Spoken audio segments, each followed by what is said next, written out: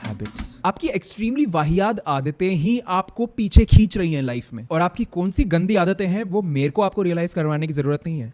अपने आप से पूछो, आपको ऑलरेडी पता है। मैं तो बस आपको ये रियलाइज करवाना चाहता हूं कि आप जो इनको छोड़ना चाहते हो ये एकदम से आदतें नहीं जाएंगी। जब बनने में इतना टाइम लगा है तो एकदम से कैसे जाएंगी? जिसका मतलब है कि कोई फायदा नहीं है एकदम से बोलने का कि भाई हाँ अब मैं ये नहीं करूंगा चीज। और अगर आप उनको रिस्ट्रिक्ट भी कर देते हो आदतों को ना, तो एक पॉइंट ऐसा आएगा जब आप गिव अप कर दोगे और आप वो आदतों पे वापस आ जाओगे। बल्कि बेस्ट ये रहेगा कि आप उन गंदी आदतों को पर्पसफुली किसी अच्छी आदत से रिप्लेस कर दो। मतलब ऑब्वियसली बहुत बढ़िया बात है कि आपको रियलाइज हो गया है कि आपको पॉर्न देखनी छोड़ देनी चाहिए, सुट्टे मारने छोड़ देने चाहिए, और प्रोक्रेस्टिनेशन छोड़ देनी चाहिए, ओवर ईटिंग छोड़ देनी चाहिए। ग्रेट, बट इनको छोड़ने के बारे में उतना मत सोचो।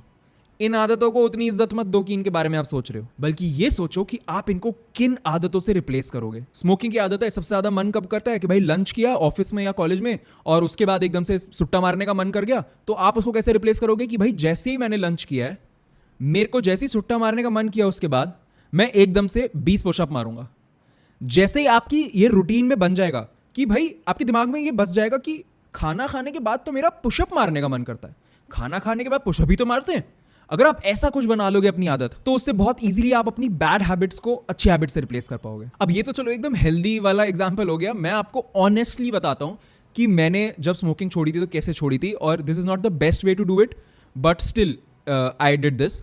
मैं जब भी मेरा सिगरेट स्मोक करने का मन करता था तब मैं उठा के एक डाइट कोक पी लेता था। सिगरेट एक्सट्रीम गंदी चीज है, मतलब one of the worst things है जो आप कर सकते हो, लेकिन डाइट कोक एक्सट्रीम गंदी चीज नहीं है। तो मैं अपने दिमाग को ऐसे समझा लेता था कि एटलीस्ट उतना बुरा तो नहीं है, जबकि डाइट कोक भी इतनी पीना बुरी बात है। तो मैं सिगरेट की जगह डाइट कोक पीने शुरू कर दी। फिर जब मेरी सिगरेट की आदत छूट गई और मेरे को रियलाइज हुआ कि मेरे को तो डाइट कोक की आदत लगी हुई है, फिर मैंने उसको धीरे धीरे करके लेमन सोडा से रिप्लेस किया, फिर लेमन सोडा को पानी पाया। और भाई आपको अपने दिमाग में यही सिस्टम्स बनाने हैं। फॉर एग्जाम्पल, अगर आप प्रोक्रेस्टिनेट बहुत ज्यादा करते हो, तो जैसे आपको रियलाइज हुआ कि भाई मेरे को ये चीज अचीव करनी है, मैं बहुत ज्यादा प्रोक्रेस्टिनेट कर रहा हूं, उसी टाइम उस चीज को छोटे छोटे टास्क में बांट दो। फिर सिर्फ फोकस इतना रखो कि एक टास्क कंप्लीट किया, दूसरा टास्क कंप्लीट किया, तीसरा टास्क कंप्लीट किया, और वो 2-2 मिनट के स्मॉल टास्क करते करते आपका इतना मोमेंटम बिल्ड हो जाएगा कि आप अल्टीमेटली अपना गोल ही अचीव कर लोगे। और भाई देखो, मैं ज्यादा सेल्फ इंप्रूवमेंट बुक्स नहीं रेकमेंड करता हूं, क्योंकि ना बहुत टॉक्सिक चीज बन चुकी है आजकल सेल्फ इंप्रूवमेंट।